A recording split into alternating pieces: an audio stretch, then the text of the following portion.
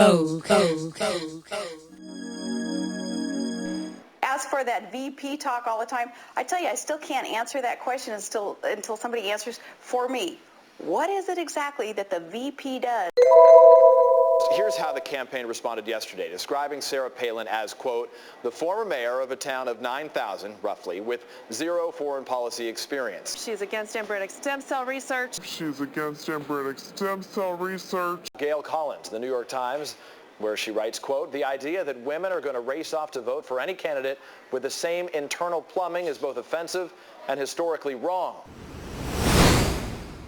You know, this investigation, Larry, if there's emails out there, and if there's a track record, and if there's any sign of intimidation or abuse of power or cronyism, we haven't talked about tonight about how she put her former high school buddy, the police chief of the Kenai Police Department, in that position that she vacated by firing the guy. I mean, this is right out of Karl Rove's playbook. It is our top story tonight. Governor Palin admits one of her own staffers appears to have pressured the Department of Public Safety to fire a state trooper. This is an issue many feel led to the dismissal of former Commissioner Walt Monaghan, something that Governor Palin continues to dispute. CBS 11's Corey Allen Young joins us in the newsroom now with the very latest. Corey? That's right, Dave. Governor Palin today released a tape recording of Boards and Commissions Director Frank Bailey discussing the firing of Trooper Michael Wooten, her ex-brother-in-law. Palin went on to explain there were at least 24 phone calls made to the Department of Public Safety by at least 6 members of her staff, including one by her husband Todd. But the governor claims this had nothing to do with Monaghan's firing. Initially, I heard about Wooten directly after the election. The governor had a security briefing with her, only with her security detail.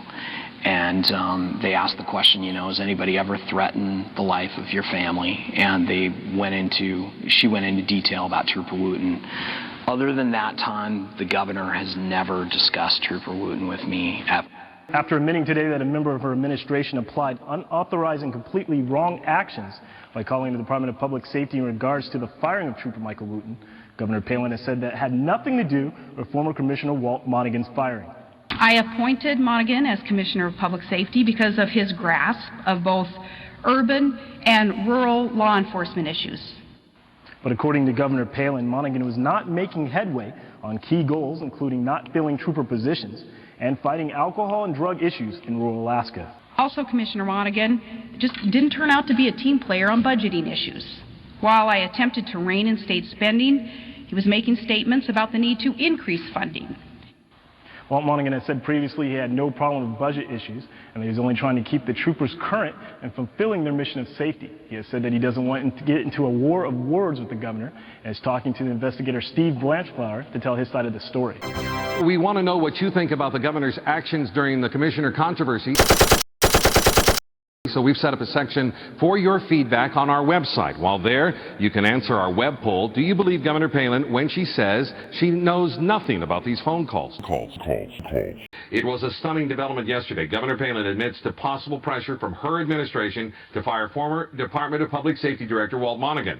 But it's how the governor and her staff are explaining this latest development compared to what they've said just last month. CBS 11's Corey Allen Young joins us live with what appears to be several inconsistencies in the Palin administration's statements. Corey? That's right, Dave. The tape phone call we all heard yesterday reveals possible pressure.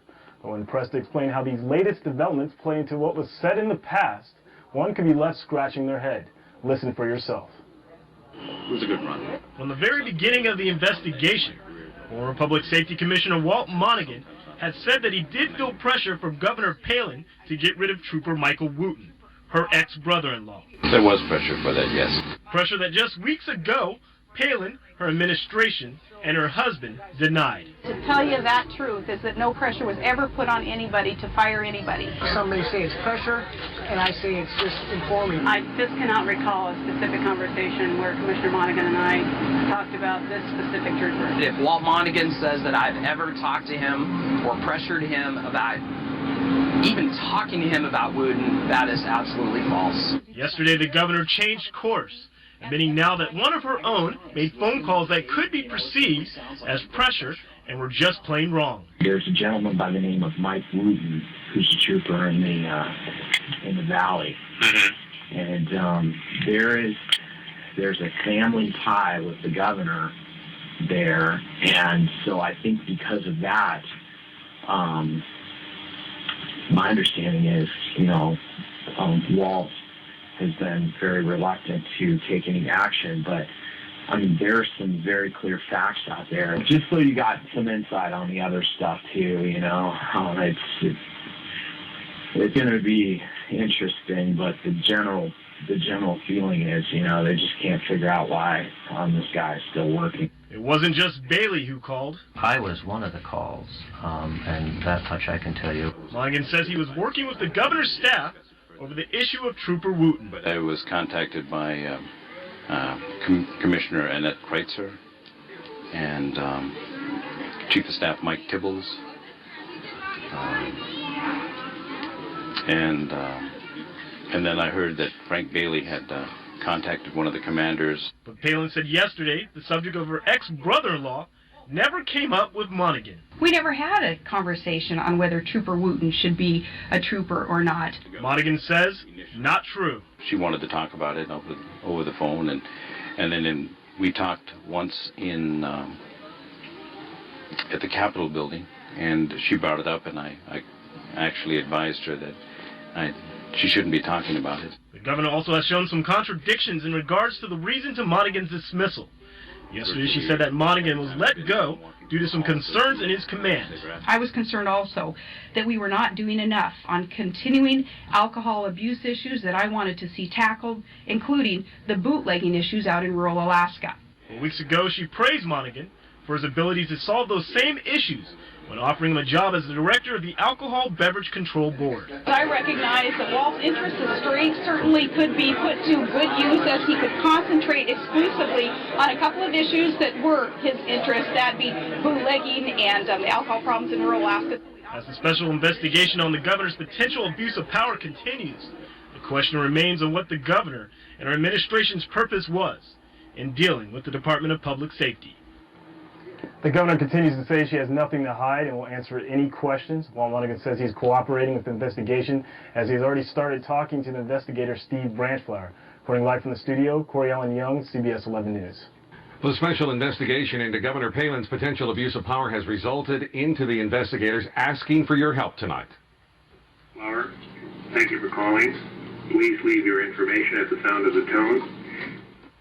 Special investigator Steve Branchflower has activated a tip line for Alaskans to call with information that could help the investigation into the circumstances surrounding the firing of former Public Safety Commissioner Walt Monaghan. Callers calling the tip line will hear a brief recorded greeting from Mr. Branchflower to leave information. The tip line number is 264-6617. Do you believe Governor Palin when she says she knows nothing about these phone calls? So far, only 12% of you say you believe our governor, while just over 87% say the governor is lying about her knowledge of the phone calls. The poll is still up, so log on to ktva.com and let us know your thoughts.